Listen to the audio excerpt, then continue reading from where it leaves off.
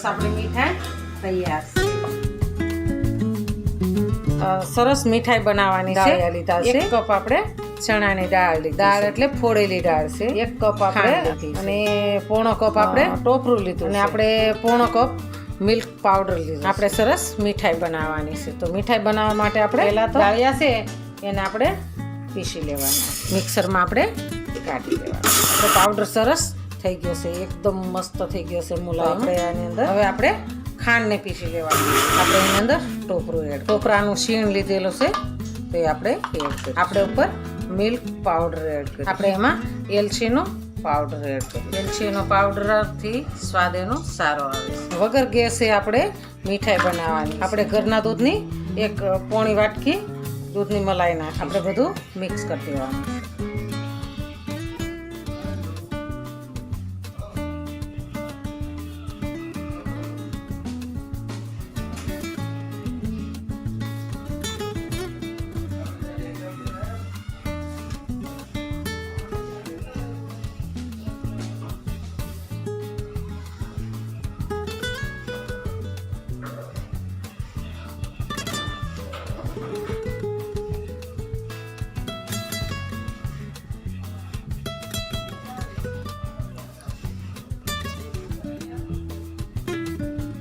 આપણે 1 વાટકી 1 કપ આપણે દૂધ લીધું છે. તો એની અંદર જો હે ને એ પ્રમાણે આપણે એડ કરવાનું. જો અમારો વિડીયો ગમે ને તો કમેન્ટમાં લખજો બન્યો છે અને લાઈક શેર કરી દેજો. અને આગળનો વિડીયો મારે મુઠિયાનો બનાવ્યો છે તો એ જોવો હોય તો તમે ક્લિક કરજો. તમને મારા વિડીયો નવા જોવા મળશે.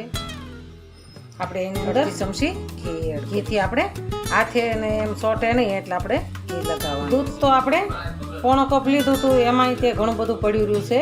તો આપણે 2 થી 3 ચમચી દૂધ જોયું છે અને 2-3 ચમચી મલાઈ એડ કરી છે. તો આપણે આને આપણે આ બટર પેપર લેશું, એમાં આપણે રોલ કરવાનું. આપણે બટર પેપર ઉપર ઘી લગાવી આપણે આવી રીતના રોલ કરી દેવાનું. રોલ કરી આપણે બટર પેપરમાં ફિટ કરી દઈશું. રોલ સરસ કરી દેવાનું. આને 10 મિનિટ આપણે ફ્રીજમાં મૂકવાનું.